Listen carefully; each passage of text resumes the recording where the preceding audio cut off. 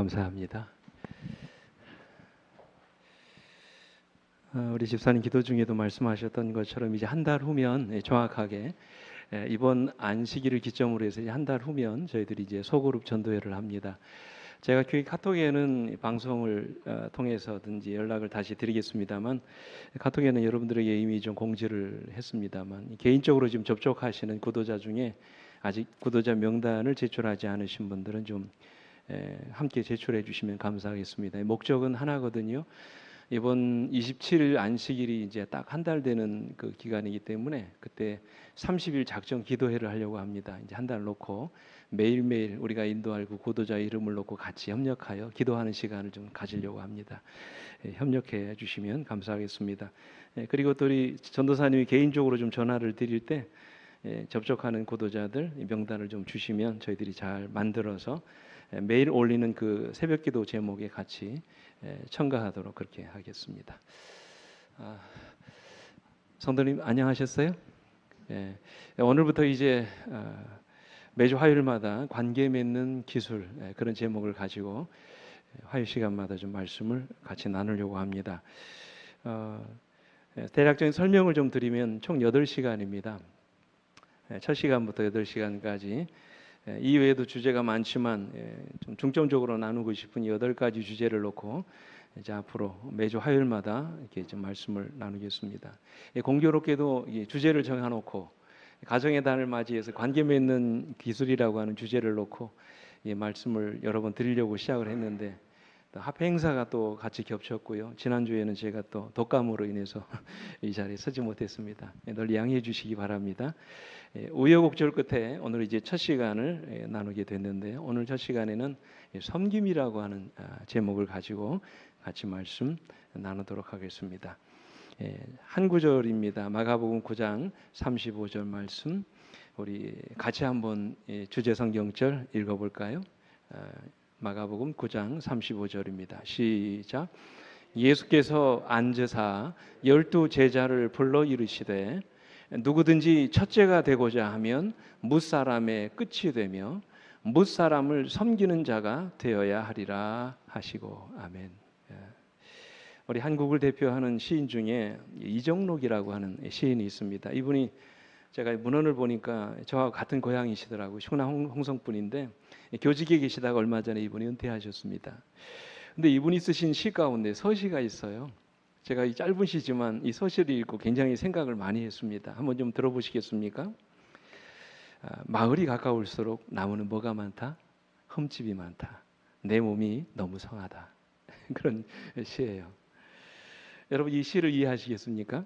이 짧은 글이지만 많은 것을 생각하게 해주는 시였습니다. 정말로 사람들이 사는 마을에 가까워질수록 나무에 뭐가 많아요? 사람이 사는 마을에 가까울수록 나무에 뭐가 많아요? 흠집이 많습니다. 근데 산 꼭대기로 올라갈수록 나무들이 무성하고 아무 탈이 없습니다. 근데 마을이 가까울수록 나무마다 뭐가 많습니까? 흠집이 많습니다. 그러니까 여러분 사람들의 손이 닿지 않은 곳일수록 나무들이 무성하지만 사람들의 손길이 닿는 곳에는 어김없이 나무에 뭐가 있다는 거예요? 흠집이 있다는 것이죠. 이 흠집은 나무 스스로 만들어낸 흠집이라기보다는 사람들이 만들어낸 흠집이라는 것이죠. 그렇다면 이 시를 통해서 작가가 사람을 가까이 하지 않은 것이 좋다는 말일까요? 이제 그 이야기를 하려고 이 시를 썼겠습니까? 이 마지막 구절이 참 의미하는 바가 많습니다. 시에는 뭐라고 얘기합니까? 내 몸이 너무 뭐하다? 성하다. 그렇게 얘기합니다. 이 말은 내가 다른 사람들과 더불어 자주 부딪히지 않았다는 말이죠. 상처받을 일이 없었다는 것입니다. 그러므로 이 말은 반대로 내 몸에 흠집이 많을수록 내가 많은 사람과 더불어 오랜 시간을 함께 살아왔다는 그런 이야기입니다. 저는 이 시를 읽으면서 사람들이 때때로 주변 사람들과 가까이 할 때 받게 되는 그 상처들을 피하려고 어떤 사람들은 일정한 거리를 두고 살아가는 사람들을 생각하게 됐습니다. 일명 고슴도치증후군 이런 거 아세요? 서로 좋지만 가까이 하면 뭐 합니까? 찔리잖아요. 이 고슴도치증후군입니다. 근데 그런 방법이 과연 옳은 방법일까? 어차피 우리가 혼자서는 살아갈 수 없는 존재라면 의도적으로 사람을 피하는 것이 과연 올바른 자세는 아니라는 생각을 갖게 됐습니다. 어떻게 해야 될까요? 가까이 하면 상처를 받고 멀리 하자니 외롭고. 여러분, 이것이 우리의 딜레마 아닙니까?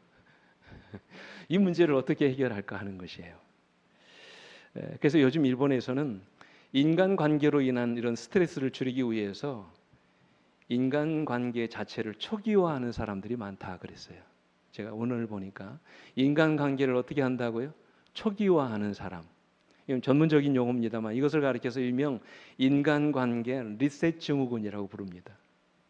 무슨 말이냐면 때때로 여러분 이 컴퓨터를 쓰다가 뭐 바이러스에 걸린다든지 이 시스템 오류가 생기면 갑자기 딱 멈춰버립니다. 무슨 키를 눌러도 작동을 하지 않아요. 여러분 그때 어떻게 하십니까? 그때 어떻게 해버려요? 전원을 뭐 어떻게 해봅니까? 꺼버리잖아요. 다시 시작합니다. 그게 리셋이에요. 마치 컴퓨터 시스템을 재부팅하듯이 인간관계를 초기화하는 것입니다. 이게 이제 일본인들 사이에서 유행하는 것입니다. 그래서 예를 들면 스마트폰에 내장되어 있던 모든 연락처를 다 지워버리고, 어떤 사람들은 SNS에 가입했던 계정을 탈퇴해버리고, 어떤 사람은 낯선 곳으로 그냥 이사를 가버립니다. 심한 경우에는 직장을 옮겨버립니다. 한마디로 상대방이 마음에 들지 않으면 그 문제를 풀려고 노력하기보다는 그냥 관계를 뭐 해버리는 거예요? 끊어버리는 것입니다. 새로운 관계를 맺으려고 한다는 것이죠. 그러나 여러분, 이런 식으로 인간관계의 문제를 해결하면 한번 생각해 보시죠. 우리 주변에 남아있는 사람들이 있을까요? 아마 없을 겁니다. 결국에는 혼자서 살아갈 수밖에 없는 참 외로운 존재가 되고 말 것입니다. 그런 삶에는 결코 행복이 없습니다. 하나님이 원하시는 방법이 아니라는 것이지요. 그래서 영감의 글은 이렇게 말씀하십니다.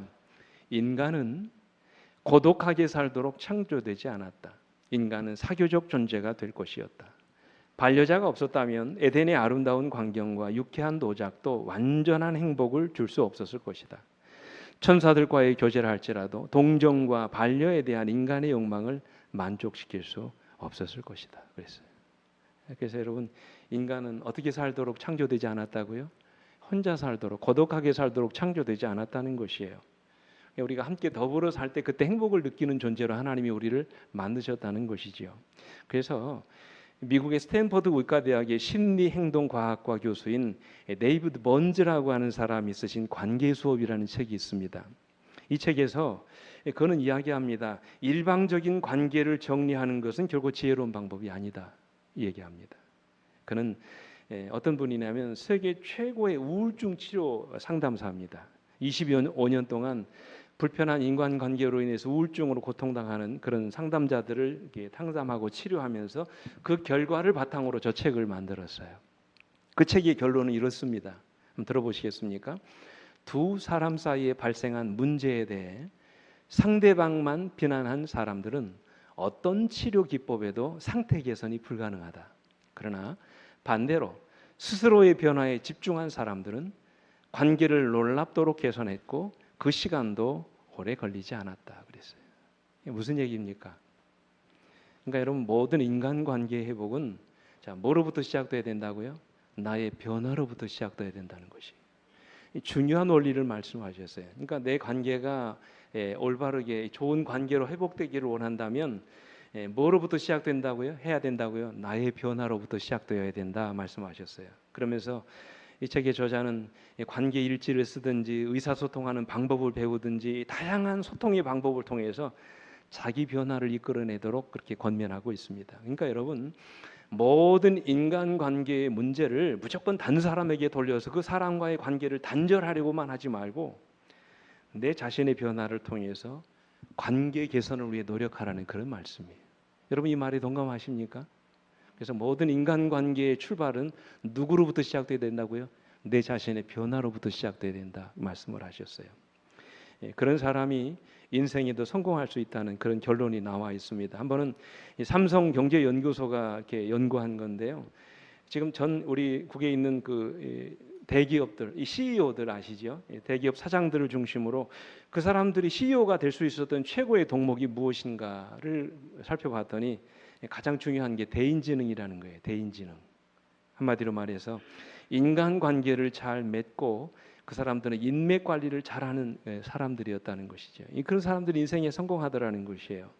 우리가 생각하는 것처럼 지능 지수나 학창 시절에 가졌던 이 학업의 성적이 인생의 성공을 가져오는 것이 아니라 그가 인생을 살아가면서 얼마나 많은 사람들과 무난한 인간관계를 맺느냐, 이게 인생에 있어서 성공의 큰 중요한 요소라고 하는 것입니다. 실제로 미국의 컬럼비아 대학의 MBA 과정에서 유수기업 CEO를 대상으로 해가지고 성공하는데 가장 중요한 것이 무엇인지를 한번 조사했습니다. 그랬더니 응답자의 85%가 뭐라고 했냐면 원만한 인간관계 및 다른 사람들과의 공감 능력을 가진 사람, 그런 사람들이 인생에 성공하더라는 것이죠.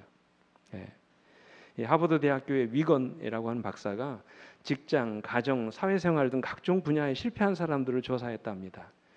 그 결과 결론이 뭐였냐면 전문 지식이 모자라서 실패한 사람들은 불과 15%밖에 되지 않았다는 거예요. 쉬운 얘기로 공부 못해서 인생에 실패한 사람들이 15%밖에 되지 않았다는 거예요. 대부분의 많은 사람들, 85%의 사람들은 다 인간관계가 잘못되었기 때문에 인생에 실패한 일들이 더 많았다는 것입니다. 그래서 미국의 카네기 재단에서도 5년 동안 사회적으로 성공한 사람 1만 명을 대상으로 성공 비결이 무엇이는지를 물었는데요. 85%의 사람들이 다양한 사람들과 인간관계를 잘 맺었기 때문에 인생에서 성공할 수 있었다. 그렇게 이제 이야기했다는 것입니다. 저는 신앙생활도 마찬가지라고 생각합니다. 신앙생활에서의 성공도 역시 우리가 얼마나 다양한 사람들과 인간관계를 잘 맺으며 살아가느냐에 따라 우리 신앙이 성공할 수도 있고 실패할 수도 있다는 사실이에요. 여러분 이 말에 동감하십니까? 모르겠습니다. 여러분들이 동감하시든지 그렇지 않든지 저는 그렇게 생각해요. 한번 생각해 보십시오. 어느 날 교회를 떠나가는 대부분의 사람들의 원인이 뭡니까? 물론 이설 때문에 떠나가는 사람도 있습니다. 질병이나 고난 때문에 교회를 떠나는 사람도 있어요. 사업이 힘들어서 때로는 경제적인 어려움 때문에 신앙을 포기하는 사람도 있습니다. 근데 대부분의 사람들이 함께 교회 안에서 신앙을 하다가 마음의 상처를 받고 교회를 떠납니다. 이게 부인할 수 없는 사실이에요. 그래서 열에서 7, 8명은 다 이런 유형입니다. 그러므로 우리가 성공적인 신앙생활을 위해서도 반드시 인간관계를 맺는 기술을 배우는 것은 대단히 중요한 일이라고 하는 사실입니다. 그래서 저는 이 가정의 달을 맞이해서 앞으로 저에게 주어진 8시간 동안 이 관계 맺는 기술이라는 제목을 가지고 하나님의 말씀 속에서 그 지혜를 같이 좀 나누어 보려고 합니다. 사실 여러분 인간관계의 중요성을 모르는 사람 없습니다. 다 알죠. 하지만 좋은 인간관계를 맺기 위해서 숱하게 다짐을 해보고 여러 가지 계획도 세워보지만 실패를 경험하는 일들이 얼마나 많습니까? 중간에 포기해버리는 일들이 얼마나 많습니까? 이유가 뭘까요? 왜 우리가 좋은 인간관계를 맺기 위해 노력하다가 실패합니까? 그 이유가 과연 뭘까요? 가장 중요한 이유는 출발이 잘못됐기 때문입니다. 중요한 말씀이에요. 우리가 인간관계를 맺는 일에 실패하는 가장 중요한 이유가 뭐가 잘못됐기 때문이라고요? 대답 좀 해보세요. 성경 공부하는 시간이니까. 뭐가 잘못됐기 때문이라고요? 출발이 시작이 잘못됐기 때문에 그래요. 이 말은 우리가 인간관계를 맺고 살아가는 그 이유와 목적을 바르게 이해하지 못했기 때문입니다. 왜 우리가 더불어 살아가야 하는지, 왜 우리가 함께 살아가야 하는지 그 이유를 우리가 제대로 모르고 인간관계를 맺었기 때문이라는 것입니다. 그렇다면 여러분, 우리의 인간관계의 출발이 어디서부터 시작돼야 될까요? 이 중요한 것입니다. 왜 우리가 서로 만나고 함께 더불어 신앙을 하고 살아가야 될까요? 왜 우리 남자와 여자가 함께 가정을 이루고 같이 결혼 생활을 하며 살아가야 할까요? 왜 하나님께서 우리를 가정이라고 하는 공동체를 이루게 하시고 그 안에서 함께 부부가 연합하여 살게 하신 것일까요? 영감의 글은 그 이유를 이렇게 말씀하십니다. 잘 들어보십시오. 개인적으로 우리는 우리의 동료 인간과 연결되어 있을 뿐 아니라 하나님의 대가족의 일원이 되어 있으므로 상호간에 뭐를 지고 있다? 상호간에 뭐를 지고 있다고요? 의무를 지고 있다. 아무도 사람들을 떠나 홀로 살 수 없다. 이는 각 사람의 행복이 각각 다른 사람과 관련되어 있기 때문에 이게 참 중요한 말이에요. 각 사람의 행복이 각각 다른 사람과 관련되어 있다고 말씀하십니다. 그러면서 이렇게 말씀하십니다. 빨간 글씨, 모든 사람이 자기가 다른 사람의 행복에 필요한 사람이라는 것을 생각하고 그들의 행복을 증진시키기 위하여 힘쓰는 것이 하나님의 뭐라고요? 목적이다. 여기서부터 출발해야 된다는 거죠. 또 다른 영감회에도 같은 말씀하셨어요. 각자는 상대방의 행복을 위하여 뭐 해야 한다? 섬겨야 한다. 이것이 그대를 위한 하나님의 뜻이다. 이렇게 말씀을 하셨어요. 여러분, 이것이 하나님께서 우리를 공동체의 일원이 되게 하신 목적이라고 말씀을 하세요. 이것이 하나님께서 우리를 한 가정의 한 가족이 되게 하신 이유라고 말씀을 하십니다. 그것은 또한 하늘의 법칙이기도 합니다. 하늘에 있는 모든 피조 세계가 이러한 하늘의 법칙을 실천하고 있습니다. 죄로 망가진 이 지구만이 자신의 행복을 추구하며 살아갑니다. 그러나 하늘을 비롯한 타락하지 않은 모든 피조 세계가 이러한 하나님의 법칙을 실천하고 살아갑니다. 심지어 누구도요. 하늘의 천사들도. 여러분 히브리서 1장 14절에 보면 뭐라고 말씀하셨어요? 모든 천사들은 섬기는 영으로서 구원받을 상속자들을 위하여 섬기라고 보내심을 받은 자들이라고 말씀하셨어요. 예. 그래서 이 모든 타락하지 않은 피조 세계는 우리 인간의 행복을 위해서 특별히 우리를 섬기도록 하나님께서 우리를 부르신 존재들이 보내신 존재들이라는 사실이에요. 그래서 오늘 본문인 마가복음 9장 35절에서도 주님은 말씀하시죠. 다시 한번 보십시오. 예수께서 앉으사 12제자를 불러 이르시되 누구든지 첫째가 되고자 하면 무사람이 뭐가 되고요? 끝이 되고 무사람을 섬기는 자가 되어야 하리라 그랬어요. 그러니까 모든 우리의 인간관계가 여기서부터 출발해야 된다는 것이. 왜 우리의 관계가 깨어집니까? 한번 생각해 보시죠. 우리의 관계가 끊어지는 이유가 과연 무엇일까요? 우리가 섬기려고 하기보다는 섬김을 받으려고 하기 때문입니다. 대접하려고 하기보다는 대접을 받으려고만 하기 때문에 그렇습니다. 다른 사람들을 섬기려고 하기보다는 그들보다 높아지려고 하기 때문에 그래요. 내 고집대로 하려고 하고 내 마음대로 하려고 하고 때로는 내 기분이 내키는 대로 하려고 하기 때문에 그렇다는 것이죠. 그래서 영감의 글은 이렇게 말씀하십니다. 우리에게 경고하시죠. 고집을 내세우면 가정의 평화와 행복이 어떻게 된다? 파괴된다. 여러분 그렇습니까? 모든 인간관계가 그런 것 같아요. 가정이든 교회든 자꾸 내 주장을 내세우고 고집을 내세우다 보면 모든 관계가 깨어지고 평화가 깨어지는 것을 보게 됩니다. 그러니까 여러분 우리가 만나는 이유도 우리가 이렇게 모이는 이유도 우리가 함께 더불어 살아가는 이유도 반드시 어디서부터 출발해야 된다고요? 상대를 섬기는 데서부터 출발해야 된다는 것이죠. 그래야 행복합니다. 그래야 인생이 즐겁습니다. 그래야 우리 가정이 더 행복해집니다. 이 모든 인간관계의 출발은 자 어디 있어야 된다고요? 섬김에서부터 출발해야 된다는 사실이에요. 자 그렇다면 우리가 진정한 섬김을 위해서 어떻게 해야 될까? 세 가지를 나눕니다. 첫째로 가장 중요한 거예요. 자기를 비워야 합니다. 그죠? 우리가 누군가를 섬기려면 뭐를 비워야 돼요? 자신을 비워야 돼요. 그래서 바울은 너희 안에 이 마음을 품으라. 곧 그리스도 누구의 마음이니? 예수의 마음이니. 그 예수의 마음이 어떤 마음입니까? 빌립보 2장 6절로 7절에 보면 그는 근본 하나님의 본체시나 하나님과 동등됨을 취할 것으로 여기지 아니하시고 오히려 자기를 뭐하여? 비워 종의 형체를 가지사 사람들과 같이 되셨고 이게 비우는 것입니다. 영감이 그래도 선지자는 이렇게 말씀하셨어요. 예수께서는 자신을 비우셨다. 그래서 그분께서 하시는 일에는 어디에도 자아가 나타나지 않았다. 그분은 모든 것을 아버지의 뜻에 따라 하셨다. 지상에서의 사명이 거의 끝날 무렵 그분께서는 이렇게 말씀하실 수 있으셨다. 아버지께서 내게 하라고 주신 일을 내가 이루어 아버지를 이 세상에서 영화롭게 하였사오니 그런 그분께서 이제 우리에게 명령하신다. 뭐라고요? 아무든지 나를 따라오려거든 자기를 뭐하고? 부인하고. 그 다음 말씀 보십시오. 자아를 물리치고 이것이 더 이상 영혼의 중심을 차지하지 못하게 해야 한다. 그때 우리는 진정으로 누구를 섬길 수 있게 되는 것입니다. 실제로 영감의 글 이어지는 말씀 보십시오. 우리의 평화를 깨뜨리는 것은 자신에 대한 사랑이다. 자아가 살아있는 동안에는 언제나 그것이 굴욕과 모욕을 당하지 않도록 하기 위해 방어 태세를 취하게 된다. 그러나 우리가 죽고 우리의 생애가 그리스도로 더불어 하나님 안에 감추어질 때에는 무시나 경멸을 조금도 개념치 않게 될 것이다. 비난에 대하여 기머거리가 되고 조소와 모욕에 대하여는 소경이 될 것이다. 뭐 할 때요? 우리가 자아가 죽을 때 그렇게 될 수 있다는 것이죠. 그때는 무시나 경멸을 조금도 괴면치 않게 될 것이라고 말씀하십니다. 비난에 대하여 기머거리가 되고 조소와 모욕에 대하여 소경이 될 것이라고 말씀하세요. 여러분 그렇게 되기를 원하십니까? 이것이 그리스도의 마음이라고 말씀하세요. 한 유머집에 나오는 이야기죠. 여러분 아시는 이야기일 거예요. 어떤 사람이 꿈에 천국과 지옥을 갔는데 이 사람들이 지옥에 가보니까 손잡이가 긴 숟가락을 손끝에 이렇게 붙여준다고 그래요. 벌로. 그 숟가락으로 식사 시간에 밥을 먹어야 되는데 숟가락이 너무 길어가지고 이 밥을 떠넣을 수 없다는 거예요.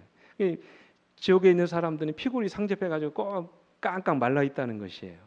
근데 천국에 가니까 똑같더라는 거예요. 상황이 환경이 전혀 다른 것이 아니라는 것이지요. 손잡이가 긴 숟가락이 그들 손끝에 붙어 있는데 천국에 있는 사람들은 얼마나 밥을 맛있게 먹었던지 막 살이 통통하게 쪘더라는 거예요. 그래서 그 이유를 자세히 살펴봤답니다. 그랬더니 천국에서는 식사 시간에 사람들이 그 긴 숟가락으로 어떻게 자기가 떠먹는 것이 아니라 앞에 있는 상대방에게 떠먹여 주더라는 것이죠. 사람들이 살이 통통하게 올라 있더라는 것이죠. 여러분 이게 무슨 얘기예요? 천국과 지옥의 차이가 무엇입니까? 서로를 배려하는 마음이라는 거예요. 형제를 섬기는 데 있다는 것이죠. 무슨 이야기입니까? 아무리 좋은 환경에 살아도 서로를 배려하지 못하고 형제를 섬기지 못하면 그것이 지옥이 될 수 있다는 것입니다. 그러나 같은 환경에 있다 할지라도 형제를 배려하고 서로를 섬기고 살면 그것이 진정 뭐가 될 수 있다는 말이에요. 천국이 될 수 있다는 그런 말씀이에요. 우리의 배려와 섬김이 우리가 사는 가정을 지옥으로 만들 수 있고 천국으로 만들 수도 있다는 그런 말씀이에요. 근데 여러분 왜 우리는 형제를 배려하지 못하고 섬기지 못합니까? 이유는 한 가지죠. 내가 너무 강하기 때문에 그래요. 그죠? 내가 너무 크기 때문에 그렇습니다. 내가 누군데 그를 섬긴단 말인가? 내가 적어도 이런 사람인데 내가 왜 그 사람 앞에 굽신거려야 된단 말인가? 내 안에 자리 잡고 있는 내가 너무 귀하고 높은 자리에 있기 때문에 다른 사람을 섬기지 못하는 것이죠. 그래서 우리가 누군가를 섬기려면 우리 자아를 진정으로 뭐 할 수 있어야 돼요? 비울 수 있어야 돼요. 누가 그렇게 하셨습니까?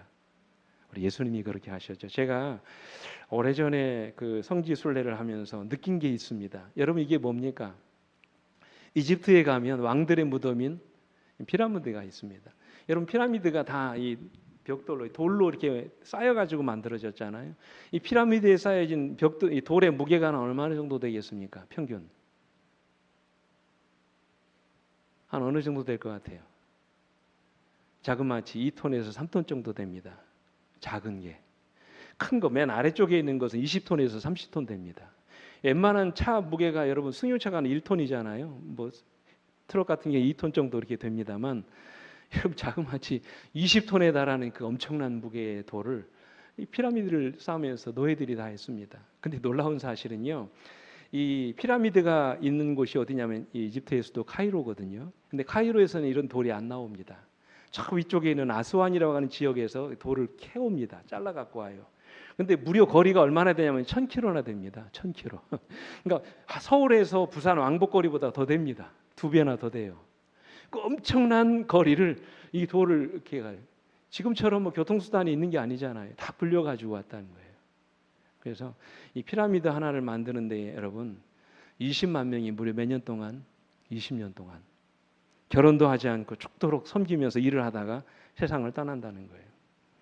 제가 피라미드를 보고 난 이후에 이스라엘로 왔습니다. 그게 이제 그 절벽 요새였던 마사다라고 하는 그런 곳을 제가 가게 됐는데 그곳을 방문하면서 제가 또 하나 깨달은 게 거기 가보면 보시는 것처럼 헤롯 대왕이 지었던 겨울 궁전이 나옵니다. 일종의 별장이에요. 근데 저렇게 암벽을 다 깎아서 이렇게 만들었습니다. 돌로 된 요새입니다. 지금은 다 없어져 버렸어요. 옛날에 망하면서. 모형을 이렇게 만들어서 놨는데 이 헤롯 궁정에는 수영장도 있고 사우나도 있습니다. 근데 여러분 보십시오. 저기가 지금 어디 끝이에요?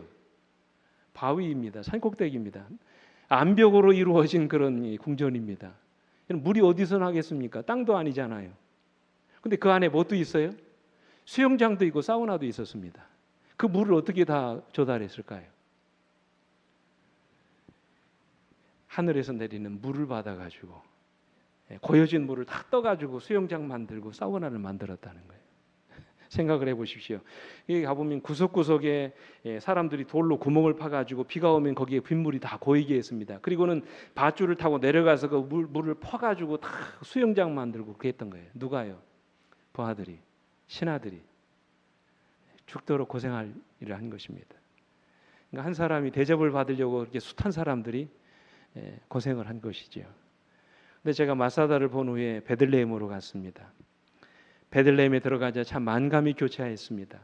카이로의 피라미드, 그리고 헤롯 대왕이 살던 겨울 궁전이 있는 마사다를 거쳐서 마침내 베들레헴, 우리 예수님이 태어나신 지하 동굴로 들어갔습니다.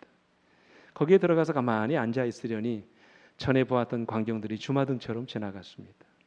2000년 전에 예수님이 오셨던 그 모습을 여러분 한번 상상해 보십시오. 왕이신 그분이 왜 그런 초라한 동굴에 마굿간에 초라한 모습으로 이 땅에 오셔야 됐을까요? 우리를 뭐 하시러?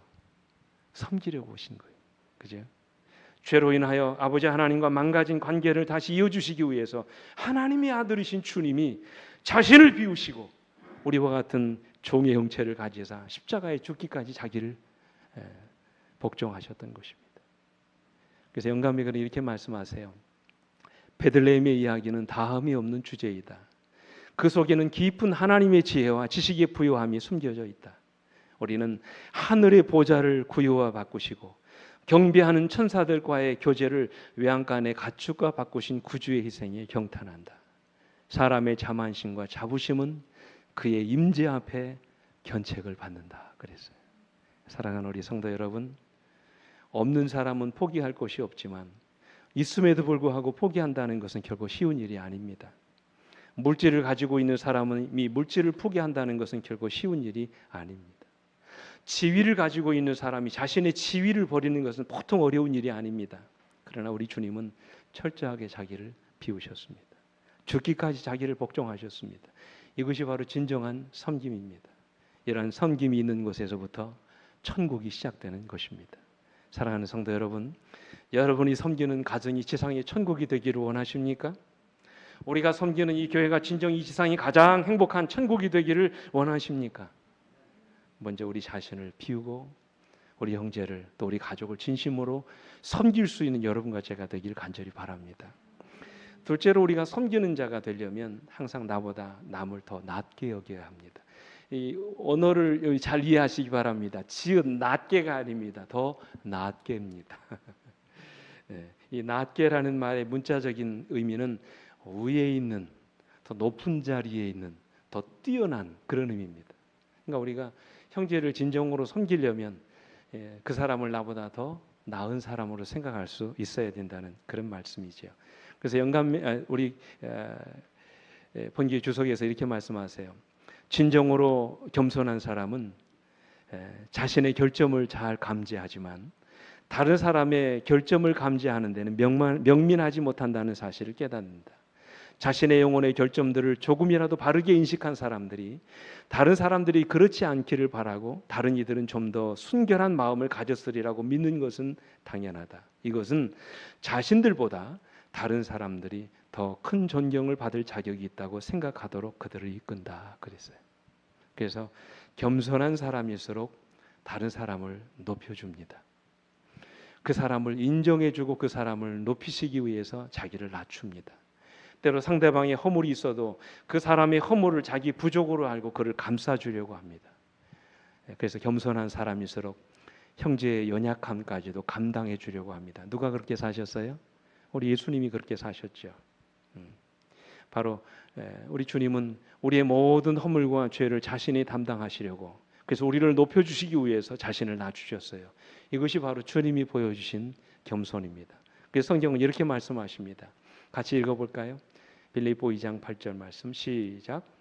사람의 모양으로 나타나사 자기를 낮추시고 죽기까지 복종하셨으니 곧 십자가에 죽으심이라.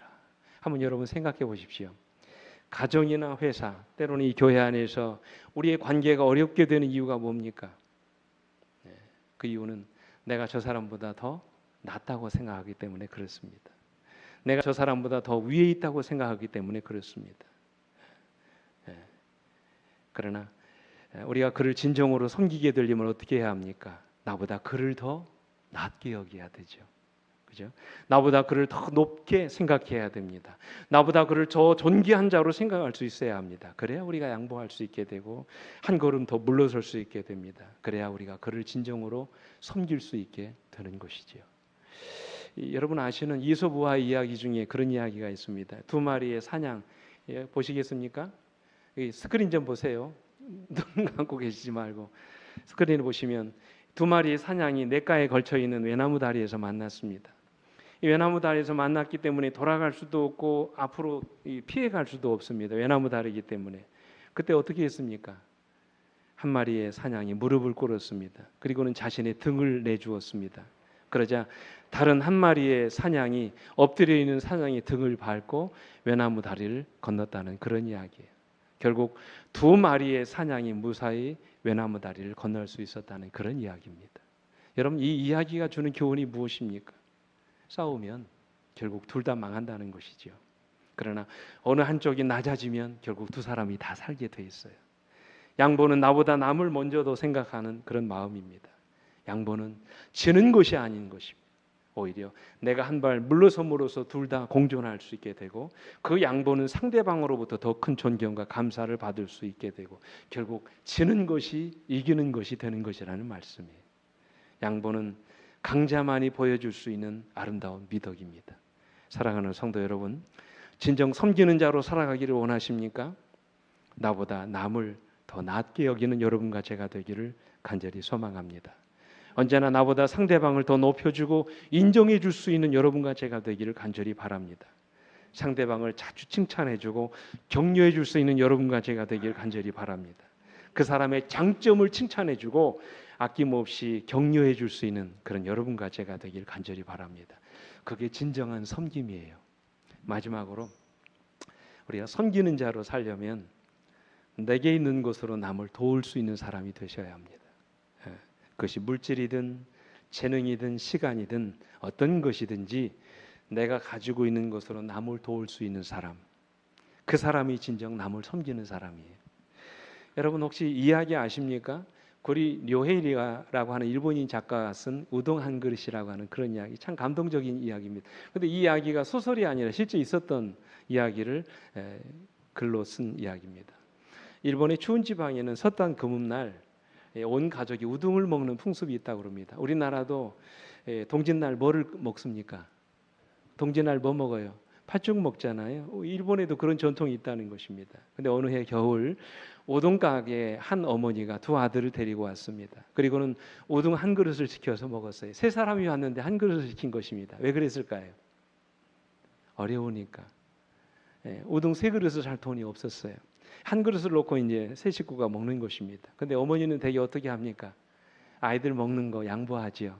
이 두 녀석이 그냥 허겁지겁 우동을 먹기 시작합니다. 다음번에도 계속해서 발길이 뜸해진 시간대 그들이 와가지고 우동 한 그릇을 시켜놓고서는 세 식구가 같이 먹는 것입니다. 행색이 남루했습니다. 아주 가난한 사람이었어요. 그래서 한 번은 그 우동 가게의 주인이 주방장에게 사인을 보냈습니다. 이 가족들이 오면 우동 한 그릇을 시켜도 그 한 그릇에 두 덩이의 면을 넣어주도록 그렇게 이야기했어요. 이 두 아이는 학교에서 글짓기를 하게 됐습니다. 자신의 경험을 글로 적었어요. 그날 글짓기의 제목이 우동 한 그릇이었습니다. 한번 들어보십시오. 아빠는 교통사고로 일찍 세상을 떠났다. 엄마는 살기가 어려웠다. 우동 한 그릇에 150엔이었는데 우리 한국 돈으로 1,500원이 안 됩니다. 1,480원 정도 되는데 150엔이었는데 우리는 그것조차 사 먹기가 어려워 궁색한 하루하루를 보냈다. 하지만 우리가 가는 우동집은 마음이 따뜻해서 우리가 우동 한 그릇을 시켜도 넉넉하게 주곤 했다. 참 따뜻한 마음이 전해지잖아요. 그 14년이라는 세월이 지나갔습니다. 몇 해 동안 같은 시간에 오던 그들의 발걸음이 끊겼습니다. 그런데도 우동 가게 주인은 언제나 예약석이라고 해가지고 그 자리를 비워뒀어요. 그러던 어느 해인가 밤에 건장한 두 청년과 함께 한 어머니가 가게 안으로 들어왔습니다. 14년 뒤의 이야기예요. 그리고는 우동을 시킵니다. 우동 3그릇이요. 이제 뭐 한 겁니까? 살만해진 거예요. 이 우동을 다 먹고 난 이후에 주인이 이렇게 이야기를 합니다. 10여 년 전 우리가 정말 마음도 춥고 돈이 없어서 춥고 가난해서 추웠던 그 시절에 당신은 따뜻한 우동 한 그릇에 넉넉한 사랑을 듬뿍 담아 주어서 우리에게 축원했습니다. 우리는 그 아름다운 사랑을 잊을 수가 없었습니다. 그동안 이곳을 떠나 외가가 있는 곳으로 이사를 했고 그곳에서 의학을 공부했고 이번에 의사고시에 합격했습니다. 의사고시에 합격한 후에 우리가 전에 살던 이곳에 아버지 묘소가 있어서 성묘를 하러 온 길에 들렀습니다. 그때의 사랑을 잊을 수가 없어서 이렇게 찾아온 것입니다. 여러분 얼마나 아름다운 이야기입니까? 남을 섬긴다고 하는 것, 내가 가진 무엇인가를 가지고 그보다 못한 사람들을 뭐 하는 거예요? 돕는 것입니다. 나누는 것이지요. 우리의 마음이 그들을 통해서 전해지게 하고 그런 전해짐과 나눔을 통해서 효과적인 아름다운 행복한 인간관계를 만들어가는 것입니다. 오늘 여러분에게 무엇이 있습니까? 혹시 여러분에게 재물이 있습니까? 여러분이 가진 재물을 가지고 여러분의 이웃을 섬길 수 있기를 간절히 바랍니다. 여러분에게 지혜가 있습니까? 여러분이 가진 지혜를 가지고 남을 돕고 그의 유익을 위해서 섬기는 자로 살아가시길 간절히 바랍니다. 여러분에게 힘과 권세가 있습니까? 여러분의 힘과 권세로 자신의 권력을 휘두르거나 남을 굴복시키는 것이 아니라 더 낮은 자리에서 그 사람들을 보호하고 형제를 진정으로 섬길 수 있는 삶을 사시게 되기를 간절히 바랍니다. 그러면 하나님이 우리를 어떻게 하세요? 예수님처럼 높여주세요. 영화롭게 하십니다. 우리 삶을 더 풍요롭게 하십니다. 우리의 인간관계가 더 아름답게 만들어 주십니다. 사람들과의 관계에서 넉넉하고 너그러운 사람이 되게 하십니다. 그래서 우리 주변의 사람들이 많아지게 하시고 우리 인생이 더 행복해지도록 축복하시는 것이 마지막으로 이 말씀을 읽고 마치겠습니다. 영감의 글입니다. 꽃에서 풍겨나는 향기처럼 생애 속에서 조용하게 흘러나오는 작은 친절, 그 사랑과 자희생의 작은 행동은 생애의 축복과 행복을 나누어 가지는 일에 작지 않은 부분을 이룬다. 타인의 유익과 행복을 위한 극기가 비록 이 땅에서는 비천하고 칭찬받지 못한 일로 취급될지 모르나 하늘에서는 부요하였으나 우리를 위하여 가난하게 되신 영광의 왕이신 그분과 우리가 하나가 된 것을 나타내는 표로 인정받게 된다는 사실을 결국 알게 될 것이다. 그렇습니다, 여러분. 지금까지 우리 인간관계가 어려웠던 것은 하나같이 섬김을 받으려고 했기 때문에 그렇습니다. 많은 사람들이 나를 대접해 주기를 바라기 때문에 그렇습니다. 주변에 있는 사람들이 나를 섬겨주기를 원했고 인정해 주기를 원했고 그래서 대접받기를 원했기 때문에 그렇습니다. 그러나 우리 자신을 낮추고 우리 주변에 있는 사람들을 한번 섬겨보시길 바랍니다. 나를 비우고 그 사람보다 나보다 그 사람을 더 낮게 여기며 내가 있는 것으로 그 사람을 섬기려고 노력해 보시길 간절히 바랍니다. 그러면 반드시 좋은 인간관계로 발전해 나갈 것입니다. 정말로 존경받는 사람이 되도록 하나님이 여러분과 저의 삶을 축복해 주실 것입니다.